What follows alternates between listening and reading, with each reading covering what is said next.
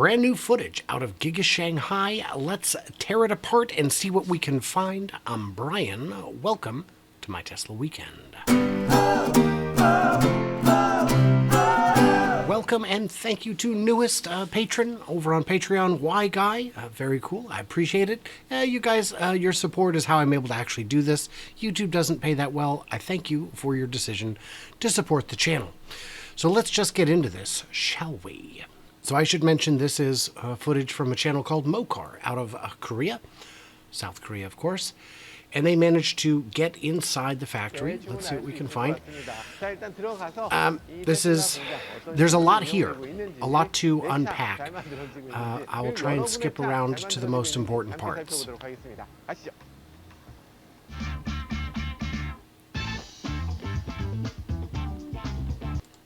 So this is new footage. We've got some new insights. We can see the robots are not quite as clean as they are in other factories, but that's not critical to the operation. We did get some new bits of information. Okay, so one thing we can see here is that the cars are on a conveyor belt. We know in Berlin and Texas, they're not using a floor conveyor system, but rather skateboards that the cars sit on top of. That's one difference. In this video, he has said that cars come out every 35 seconds, which would be an improvement to the 40 seconds we had heard about a month before. Take that with a grain of salt, because we don't know if that's the official current number. That may be the rate that the line runs at when it's actually running, and that's the peak rate, and that once you average out any downtime, it gets back to 40, 45 seconds. So in this part here, he's walking down the line. We've seen some footage of this part of the factory before. It's the one where humans have to give parts to the robots. There's all the safety things. Dr. Scott Walter, who was on the channel, talked about some of these safety protocols and how this would be a perfect application for the bot. What this what this presenter is saying is that it's actually also already in Berlin. They're already using fewer robots, and that this entire process may have been already replaced a bit. And it is impressive that they're able to get such access, so much access to actually see what's going on inside. There's a mix of footage here. Some of it's from Berlin, some of it is not. And the whole link to the description will be in the description for this, so you can go watch the original video yourself. So they've got about 750 robots, we have found out. And they're saying the reason they use people instead of robots is because humans can do a more precise job than the robots. And I don't think that's quite true. Humans have a very analog perception of tolerances, where robots have a very digital one. And here we're seeing the Giga casting. Now here's the actual Giga casting. And I decided to take a very close look at it to compare to what I saw when I went to Monroe & Associates, and they look very, very similar. Very similar. If you look at this ridge line here, it matches up with this ridge line. These attachment points are not there. No attachment points here. So there are some very subtle differences. If you look at this part of where the suspension attaches, you'll see it's very, very similar. Even this bend here in the form of it is the same, but they're very, very similar, not quite identical. They do come all the way back and include the crush cans like we've seen for the Model Y made in Texas. So this is at least that advanced. This might be slightly more advanced. The Shanghai version has been in operation longer. We also have now confirmed from this video, Shanghai is still not using front castings, only rear castings, and only on the Model Y.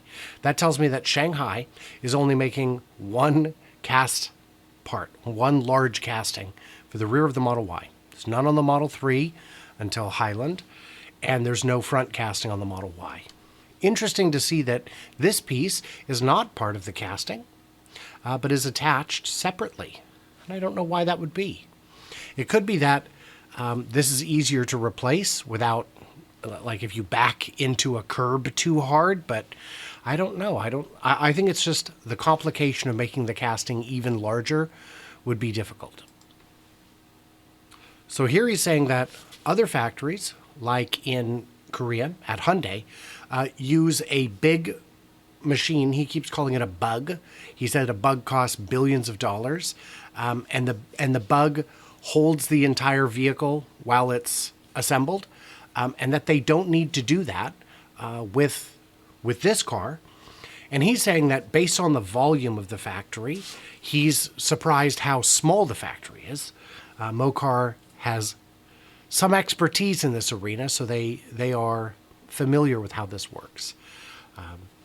We also can see that it is not yet using a structural battery pack, but it has a floor pan like a first generation Model Y or a made in Fremont Model Y, or for that matter, a Model Y made anywhere except Texas using the 4680.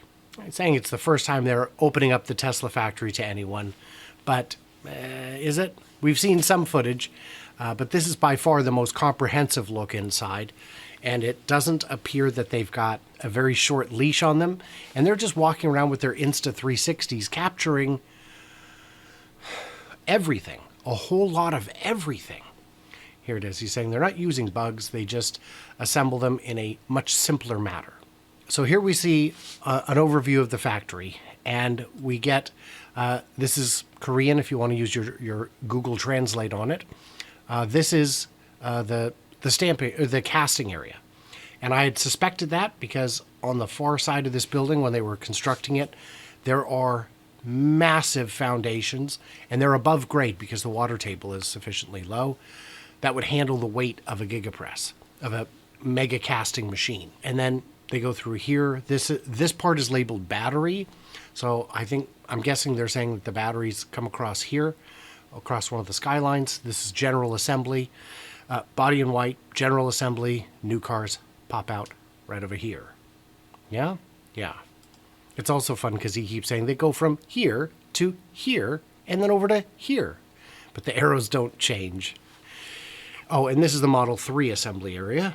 We knew that. And he's saying that in Berlin, it's all under one roof, which is, I guess, easier, but those sky bridges do a pretty capable job of getting all the parts where they need to be.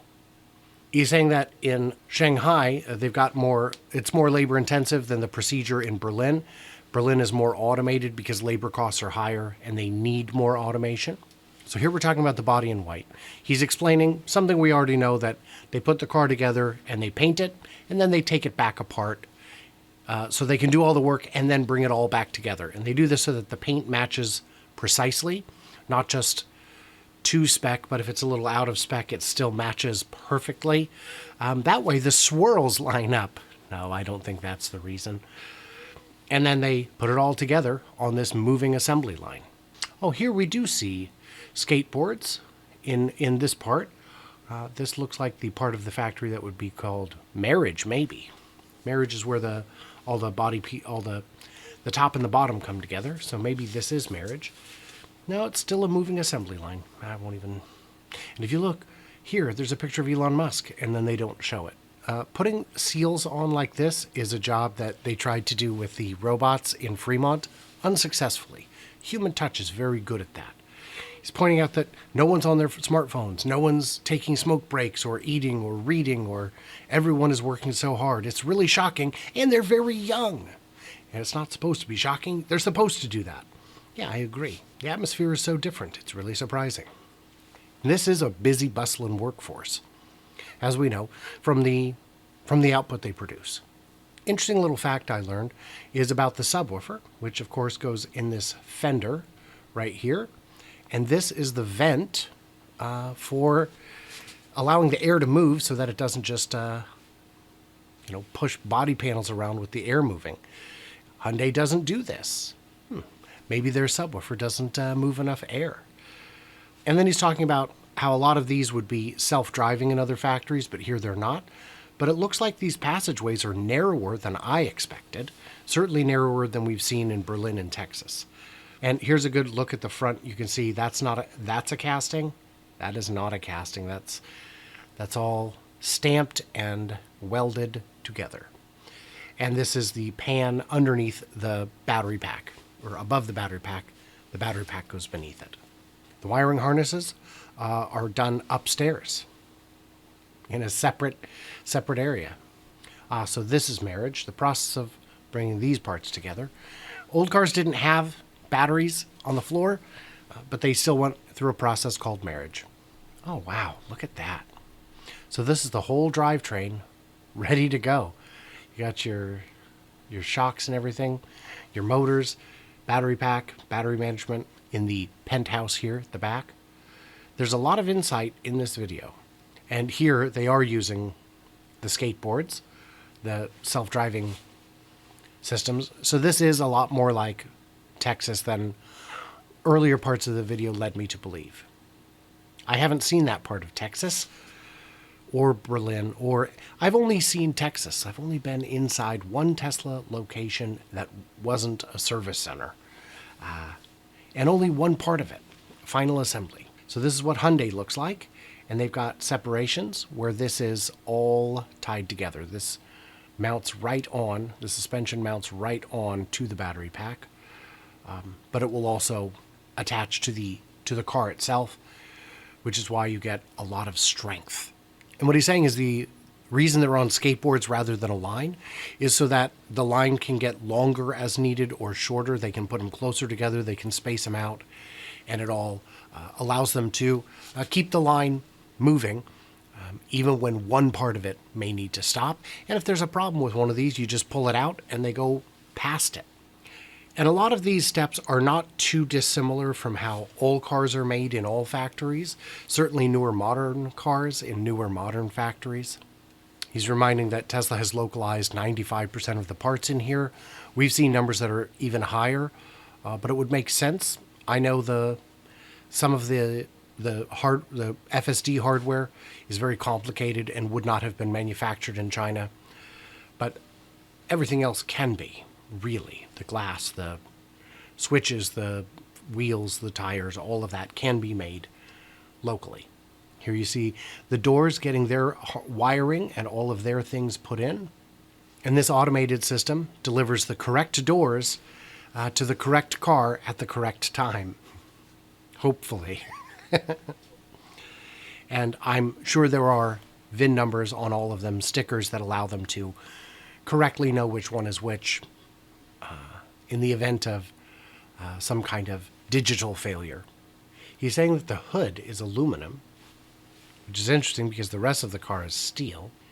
Because the models S and X were aluminum, but they did that as a weight-saving measure because the cars are already very heavy. So he's saying that here, the reason there's no platform, the reason they're not elevated, the reason they're at eye level is so that you can see eye level defects the way a human would when they own the car or observe the car in public. And then it reaches this part and they drive it for the first time. They roll it off the line. They actually move it under its own power.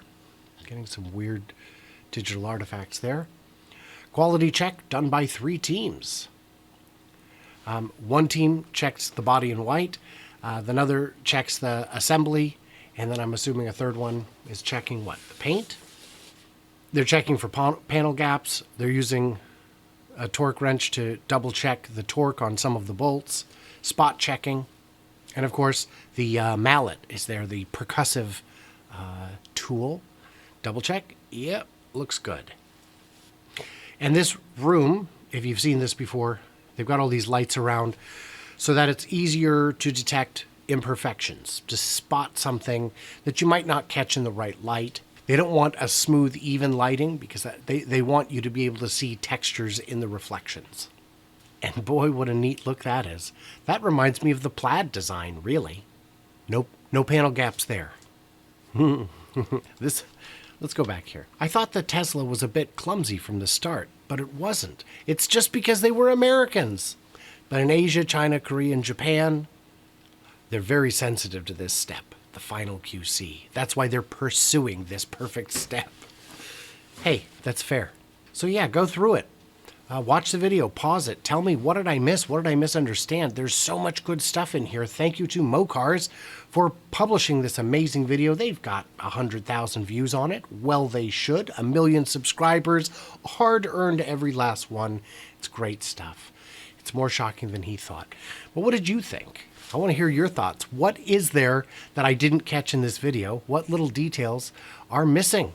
So stay tuned, stay juicy, and I can't wait to hear from you clever robots on the next one of these, things that I do.